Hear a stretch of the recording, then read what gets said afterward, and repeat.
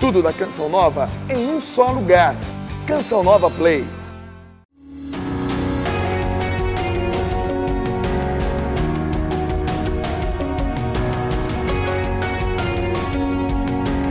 Programa Desenvolvendo Talentos, fazer o que é o certo. Fazer o que é o certo. Vamos fazer certo então esse programa. Fazer o certo. Faça o certo, fica aí, se concentra.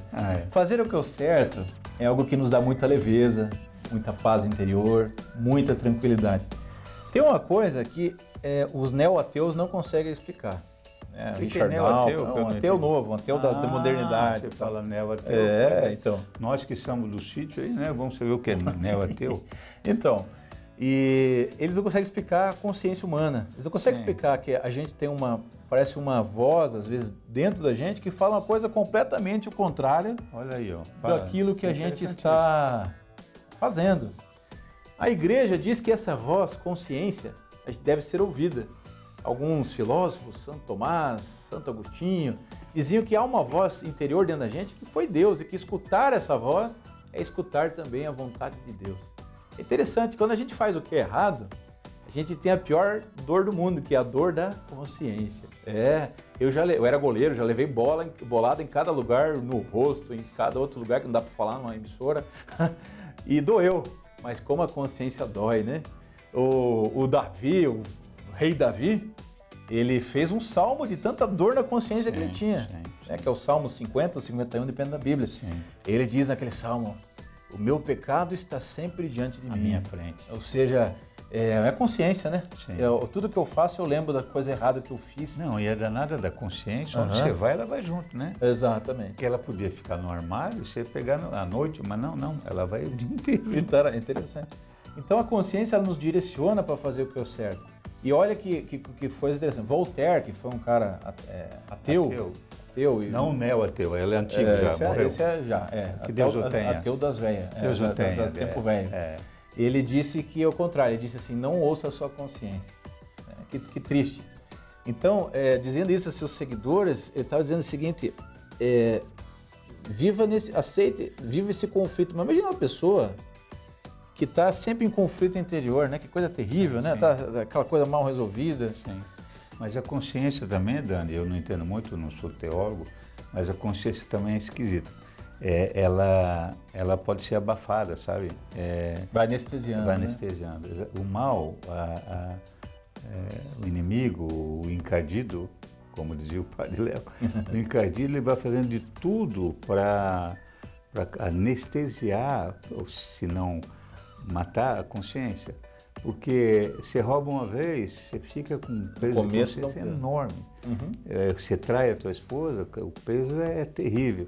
Você desvia alguma coisa do teu trabalho, enfim, você faz alguma coisa que merece castigo, a tua consciência acusa bastante. Mas à medida que você vai querendo prorrogar, fazendo de novo, a tua consciência vai sendo anestesiada, até o momento de você achar que é normal. Interessante, né? Sim. Interessante. Não escuta mais a voz, né? Não escuta a voz. A coisa está tão tumultuada, tá tão... É mais ou menos assim, eu vou contar uma história para você mais ou menos legal. Quando Jesus entrou na casa de Zaqueu, lá aquele que subiu na árvore, baixinho lá, subiu na árvore porque ele queria ver Jesus e tal, e aí Jesus disse, eu vou jantar na tua casa hoje. E Jesus era esperto, né? Porque o homem também era rico, já tinha uma comidinha boa, e muito rico, porque Jesus levava a turminha dele toda junto, levava os apóstolos junto. Pensa em fazer comida para todo mundo. Um bandejão, praticamente.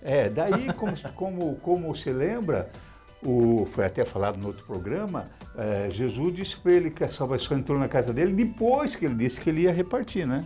Ele disse, Jesus, por causa de você, olha, o que eu roubei eu vou devolver 4 vezes a mais, né? Não é isso, mas 4 vezes mais. O que enganei. Defraudei. O que eu defraudei, né? Que é bonito, defraudei. Eu nunca usei essa palavra por causa de fralda, lembrava fralda, mas defraudei. Defraudei não é como largou a fralda. Não tem fralda, Então, defraudei. Daí ele disse assim para Jesus o seguinte, Jesus, é o seguinte, eu vou devolver 4 vezes o que eu fiz de errado, o que eu roubei, blá, blá, blá. Quando é o inimigo que entra na casa, quando o encardido entra na casa de alguém, o cara diz assim, ô encardido, já que você entrou na minha casa, eu te prometo um negócio.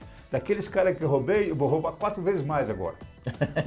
Do cara que eu enganei, eu vou enganar 4 vezes mais. Por quê? Porque o encardido faz a tua consciência da lei, da justiça, ser anestesiada. E aí você quer cada vez aumentar mais a tua maldade, o teu pecado, a tua injustiça. Muito bom. Eu diria até que a gente começa a sufocar a nossa consciência, o nosso jeito de agir, através de boas desculpas, sabe? O jeito mais fácil de você sair do caminho certo é você começar a dar desculpa para anestesiar a tua consciência. A consciência adora desculpa, é a comida favorita dela, da consciência, sabe? É quando você desvia, rouba na empresa, aí você tenta anestesiar a consciência dizendo: ah, roubei, mas ele é milionário, não vai fazer diferença nenhuma. Ah, roubei, mas ele me paga pouco. Ah, roubei, mas todo mundo rouba. Ah, roubei, mas lá. Ah, eu não pago a pessoa que eu estou devendo porque ele está bem de vida, nem precisa ser dinheiro. E a gente começa a dar desculpa para a nossa consciência para justificar o caminho errado que eu estou. Ah, uma coisa interessante, né? Nem tudo que é normal é comum, e nem tudo que é comum é normal. Olha aí que interessante. E só se aprende no nosso programa também. Vamos repetir. Nem tudo que é normal é comum e nem tudo que é comum é normal. Como assim? Tem coisas que são comuns, já infelizmente. Às vezes a gente vê que a corrupção às vezes está generalizada em um setor da sociedade ou outro, mas não é porque é comum que precisa ser normal, né? Isso mesmo. Não é porque é comum a gente ver um andarilho na rua catando papel com fome que isso tem que virar normal. Não pode virar normal isso. O comum não é normal. E fazer o certo, apesar do que o outro está fazendo. Eu tenho uma historinha que eu queria contar para vocês aí, que é muito legal, que eu aprendi de um amigo meu chamado Manuel Correia. Manuel Correia não é vivo mais, mas ele contou essa historinha muito legal.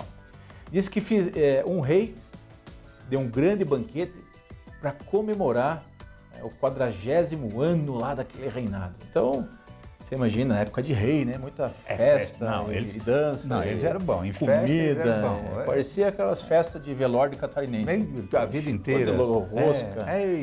Linguiça, pão com linguiça. Cuca. Tinha tudo lá. Cafezinho quente. A única coisa que o rei pediu, porque era um reinado onde as pessoas viviam da vinicultura. Sim. Fala o que é vinicultura aí, bota asterisco. Olha, vinicultura, asterisco. Entre aspas, asterisco, vinicultura que planta e cultiva o vinho, a uva. Não cultiva o vinho, cultiva a uva. Isso mesmo. A uva que dá o suco, que dá o vinho. Beleza. Então, nessa situação, o rei falou: eu vou pagar tudo, vou fazer a música, vou dar comida. É minha conta. É grátis. A única coisa que vocês têm que fazer é pegar o melhor litro de vinho de tal espécie e vou deixar um grande tonel no meio do reinado e cada um, até chegar o dia do reinado, vai lá depositar 1 litro do seu melhor vinho para a festa. E aí, toda a festa pronta, foram inaugurar a festa. O rei foi fazer o primeiro brinde, foram abrir o grande tonel. Quando o rei abre o tonel, uma água com uma corzinha bem fraquinha, vermelhinha. O rei fica furioso e as pessoas começam a se olhar, falando assim: ué, beberam o vinho? Você não botou, rapaz, também? Eu não, achei que você ia botar. Ninguém colocou vinho. Ninguém botou vinho. São 30 mil litros de vinho. Se eu negligenciar o 1.000 litros, rapaz, não custa nada. Olha que interessante, olha que interessante. Então a gente tem que fazer o bem. Não importa se o outro está fazendo ou não está fazendo, se a sociedade está fazendo ou não está fazendo. E isso começa nas pequenas decisões, no recibo, no valor, devolver o dinheiro que caiu, o troco que você recebeu a mais. Custa pra caramba, isso dói. Bateu no carro de alguém, se colocando o teu telefone lá, se você não puder ficar. Olha, amigo, me liga, eu vou acertar contigo. Eu bati no seu carro. Mas vou acertar. Foi sem querer, mas bati, vamos acertar. Supermercado também, né? Quando você está no supermercado, imagine você no supermercado e o caixa lá nervoso, correndo lá, até o caixa nem foi muito simpático, mas deu uns R$50 a mais. 50 é muito, né? Vamos pegar o troco dele. R$20. R$20. E você pode pensar assim: vou ficar para mim, esse caixa aí é grosso para burro, não atende bem. Ou o supermercado é rico, não é isso? Sim. Mas você tem que lembrar o seguinte: não é teu. E se você tomar, não é o supermercado que é rico, não. Quem vai pagar é o caixa. Em banco também é a mesma coisa, né? Enfim, a gente precisa entender que o mundo só vai melhorar a partir de nós mesmos. Acredite, isso parece coisa de santo, parece coisa de teólogo, parece coisa de sonhadores, mas acredite, o mundo começa a melhorar a partir de nós. Muito bem. Não é porque você é bom que você está fazendo bem. Você pode ser uma pessoa boa, não faz mal para ninguém.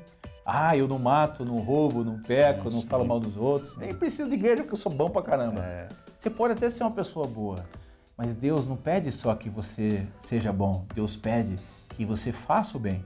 As bem-aventuranças são convites para a gente fazer o bem. Não só deixar de praticar o mal, fazer o bem. Você mais justo, você mais misericordioso, você mais alegre, você mais pacífico. Então, faça o bem. Nós vamos para o intervalinho aqui e aí a gente vai continuar o nosso papo depois, beleza? Olha, faça o bem, dá um abraço aí na tua esposa, ou marido que está do teu lado, na tua mãe, no teu filho, dá um abraço, faça o bem. Por favor, abrir a porta. Isso. Valeu? Até já. Até já. Tchau, tchau. Uma coisa interessante, fazer o certo é o caminho estreito que Jesus Cristo falou, sabe? E ele falou que não era fácil seguir esse caminho, mas que te daria muita paz interior. Você já notou que normalmente a coisa certa a fazer é a coisa difícil? Já parou para pensar? Engraçado, né? O caminho largo é o caminho fácil. É fácil. Geralmente é difícil. Perdoar é o certo a fazer? Sim. Mas é difícil. Mas é difícil. Muito difícil. Devolver o dinheiro que sobrou quando você está em dificuldade? Sim. É o certo a fazer? Sim. Mas é difícil. Evitar uma briga, né? Quando você é injustiçado, é difícil você não dar um empurrão no cara, não xingar também. Então, fazer o certo realmente é mais difícil. Se ultimamente está fazendo tudo muito fácil. Não é fazer o fácil, é fazer o certo. Fazer o certo. Exatamente. E fazer o certo custa, gente. Custa, dói. Mas é um caminho bom, um caminho que leva para um lugar bom. Fazer o certo. Normalmente fazer o certo é o caminho mais difícil. Normalmente o caminho mais difícil é a coisa certa. Se está fácil demais, você tem que começar a se questionar. E para fazer o certo, a gente precisa, se nós falamos de consciência, né, no primeiro bloco, nós precisamos examinar essa consciência de vez em quando, sabe? Quando uma das belíssimas passagens, não importa se você é cristão ou não, mas belíssimas passagens mais conhecidas, retratadas no mundo, é a passagem do filho pródigo. É a história de um filho que pede a herança para o pai, ou seja, pede para o pai morrer, vai para longe, um país longe, gasta tudo que tinha, vivendo dissolutamente, de qualquer jeito, droga, prostituição. Quando ele chega no fundo do poço, que ele não pode comer nem o que sobra dos porcos, ele pensa, vou voltar, vou fazer a coisa certa. Vou dizer para o meu pai que eu não quero mais ser filho, mas eu quero ser pelo menos empregado dele. Mas a parte que eu acho mais bonita e que tem a ver com o programa de hoje, de analisar a consciência, essa passagem de Lucas, capítulo 15, diz que ele entrou em si e refletiu antes de mudar de vida.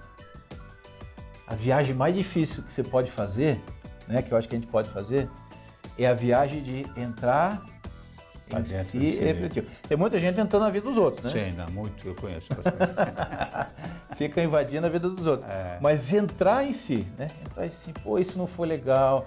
E nisso, viu, pai, eu já falei em outro programa, mas você tem muito mérito, porque quando a gente brigava bastante, quando eu era jovenzinho, eu sei que a intenção era boa. Não, nós brigamos ainda, mas mas melhorou agora. Porque agora você respeita que eu sou grande, né? Você falar, agora a coisa pega.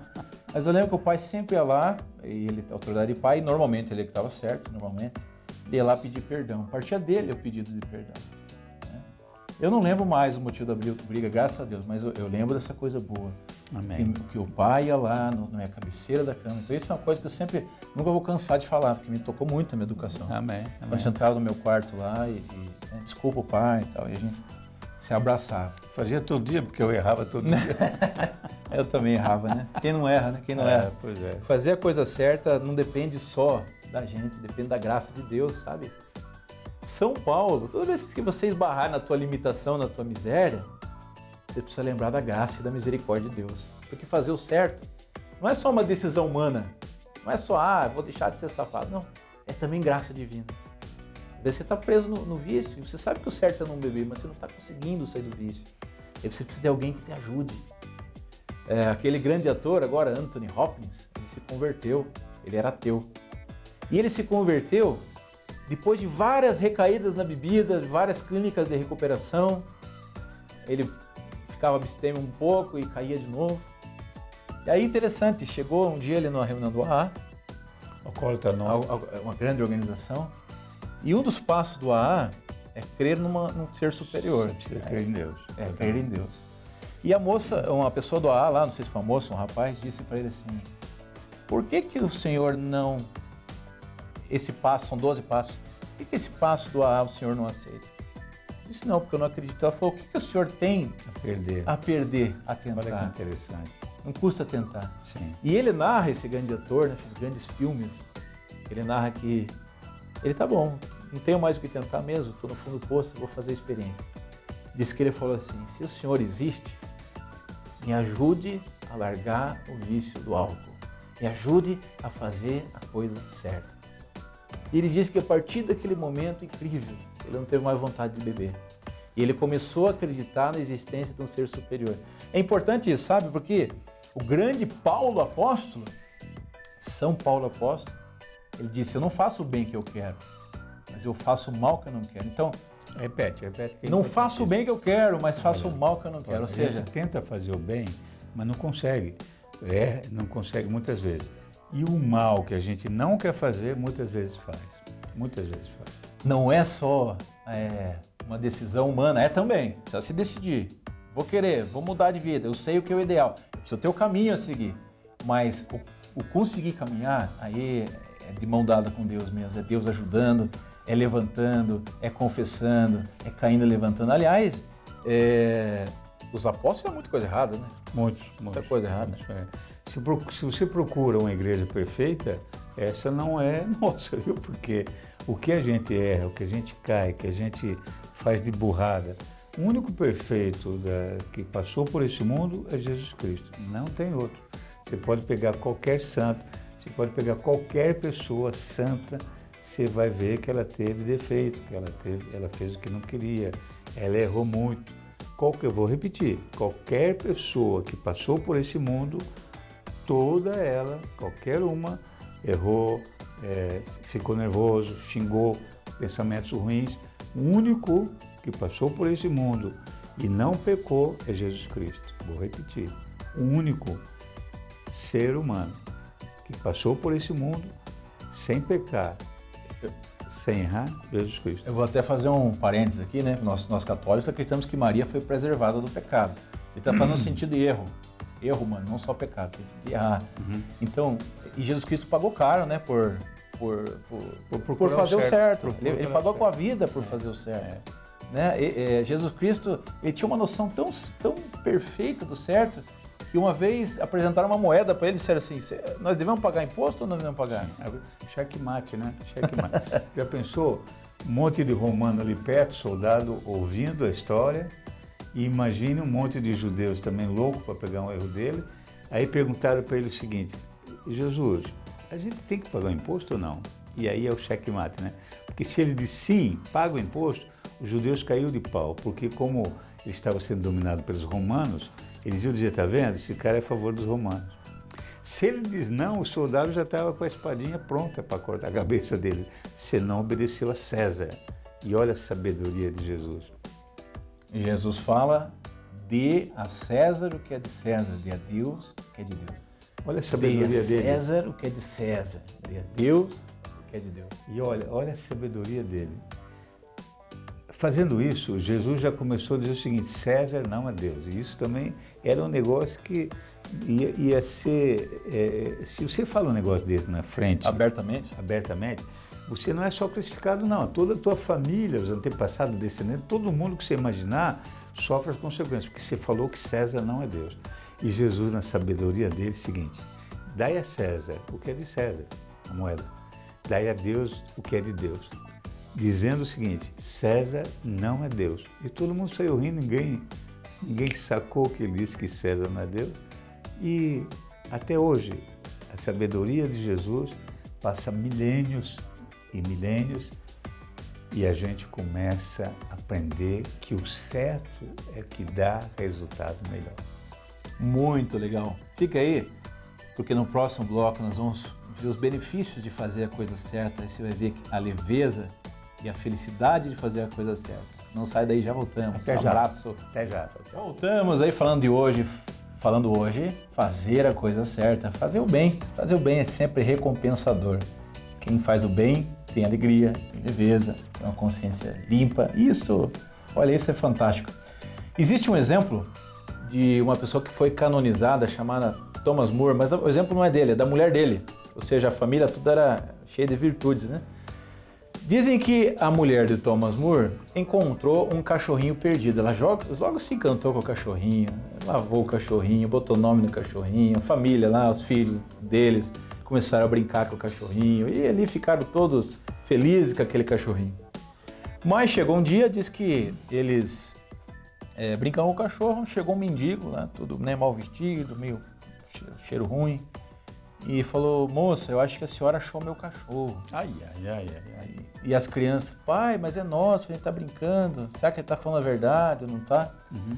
E aí o Thomas More teve uma ideia boa. Sim. Ele falou, bom, se o cachorro é deles, vamos colocar o cachorro numa sala, sim, vamos colocar o mendigo e vamos colocar os dois donos. A mulher, os dois donos. E o cachorro vai decidir com quem quer ir. Olha aí, sabedoria. E aí chamaram o cachorro, os dois ao mesmo tempo, e o cachorro foi correndo e pulou no mendigo, ele lambeu o mendigo e... Patrão, como diria o Daniel Bodri, gato não faria isso, né? Ele ficaria com o cheiroso. O gato é mais espertinho. Mas aí o que aconteceu, né? Eles não só devolveram o cachorrinho pro mendigo, como deram uma moeda de ouro para ele. Na época. Para ele, nossa, uma grana, para ele, né, comprar... Se recuperar, tudo isso. Então, fazer o bem... Há mais alegria em dar do que receber. Esse é um versículo que é bíblico e é citado por Paulo, se não me engano, que dizem que é de Jesus. Não está no Evangelho, mas dizem que é de Jesus. Há mais alegria em dar do que receber. Você lembra de alguma história, assim, alguma coisa, não? Olha, você falou do primeiro bloco aí, do filho pródigo ou do pai misericordioso, que é em Lucas 15. Eu tenho uma historinha que, se você me permitir, eu vou contar, de um filho pródigo moderno, dos tempos atuais, de um pai misericordioso, um pai que sabia amar e sabia fazer o que é certo, com um filho que também pegou dinheiro e saiu pela festa. Ele pediu a herança do pai, e você sabe que herança você só pede quando morre, né? Você só tem direito à herança quando morre. Então ele, na realidade, desejou que o pai tivesse morto, que ele queria a grana, queria a herança. Bom, ele pegou a grana, foi para a cidade grande, meu amigo. Ele era bonitão e era modelo. Você sabe, um cara bonitão, com dinheiro no bolso, meu amigo, você vai encontrar um monte de colega. Nossa, vai ter um monte de gente que acompanha, que festa, que te acha lindo. Tudo que você falar é bonito, qualquer piada que você contar, todo mundo ri. Você diz assim, eu gostaria de comer uma polenta. Eu acho que você... Aliás, rico não come polenta, mas então vamos pegar aí.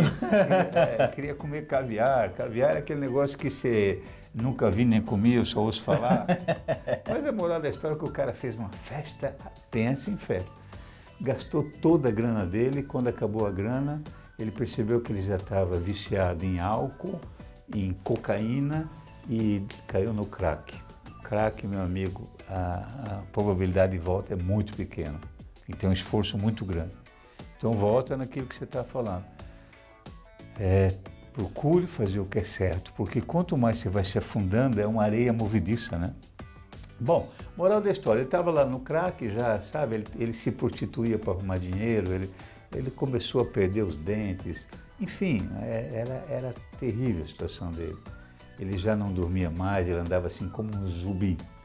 Era um zumbi, era um morto-vivo. Aí um dia ele foi tentar achar algumas coisas no chão para tentar vender, fora da situação de crack lá, da Cracolândia, e ele encontrou um vizinho que era lá do sítio dele, lá onde morava o pai dele. Viciado, na rua? Não, esse que estava passando era uma pessoa boa, entendi. Uma pessoa lá uma pessoa boa, que eu digo... Bem vestida, estava de passagem, tinha vindo conhecer a cidade grande. Boa situação. Aí eu reconheci, meu Deus, você está fazendo aí isso? Olha, eu não consigo mais voltar, não posso, não vai. Dá um beijo lá para o meu pai, aí o moço, mas olha, tente voltar, o teu pai é muito bondoso, o teu pai é muito amável, o teu pai, eu tenho certeza que ele vai te acolher. Não acredito, eu ofendi muito meu pai, xinguei muito meu pai, Eu humilhei meu pai, eu disse para ele que eu não queria mais nem ele vivo. Eu não sei se ele vai me aceitar. Aí o vizinho lá disse, não, conheço teu pai, volta, volta. Então o senhor faz o seguinte, depois de muito choro, ele disse assim para o vizinho, o senhor vai voltar lá para o interior, lá onde mora meu pai? Faz o seguinte, avisa para o meu pai então, olha, hoje é sábado, daqui a 7 dias, no sábado que vem, é perto da Páscoa, eu vou voltar para o meu pai. Mas eu tenho vergonha de pedir perdão para o meu pai, então eu preciso saber se ele vai me perdoar mesmo, porque a vida foi tão ruim comigo que eu já não aguento outro fracasso, mais uma recusa. Rejeição. Mais uma rejeição, eu não aguento mais. Eu não aguento, sinceramente não aguento. Então faz o seguinte, avisa para o meu pai e para a minha mãe que eu vou para lá. Vou voltar sábado que vem, daqui a 7 dias, e diga para o meu pai e para a minha mãe o seguinte, que se eles me perdoaram mesmo, se eles me aceitarem de novo, para eles vou deixar um sinal na frente do nosso sítio. Aí ele pensou, que sinal você quer que teu pai... Por favor, diz para o pai botar um paninho branco, a minha mãe lá tinha aqueles panos de louça, um paninho branco, pendura na árvore lá, naquele pé de tangerina lá, sabe? Aí eu sei, de longe eu já vejo que tem aquele paninho branco, aí eu sei que o meu pai me perdoou, que a minha mãe me perdoou, que os meus irmãos me perdoaram. E aí sim, aí eu paro. Tá bom. O vizinho voltou lá, contou para o pai, aquela alegria do pai de saber que o filho está vivo, tal, a mãe, aquela alegria toda, mas não falaram nada. Chegou no dia, no sábado, o rapaz, no esforço danado, passou alguns dias sem consumir o crack, que é, para quem é viciado, é quase impossível. Juntou um dinheirinho, pedindo esmola, pegou condução, primeiro uma carona, depois na cidadezinha dele, ele pegou um ônibus, sabe aqueles ônibus que passam uma vez por dia só no sítio lá? E dentro do ônibus ele já todo fedido, todo, sabe, aparência horrível, um mau cheiro, roupa toda rasgada.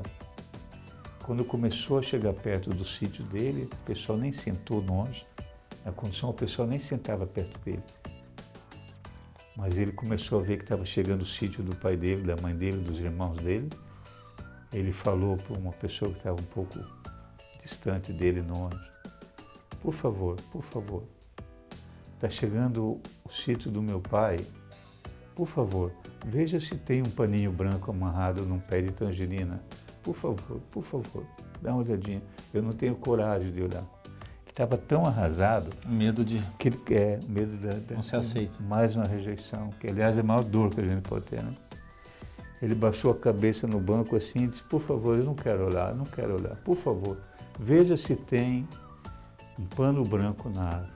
E o ônibus começou a passar, todos os passageiros foram para o lado do vidro, onde o ônibus estava passando para olhar o sítio.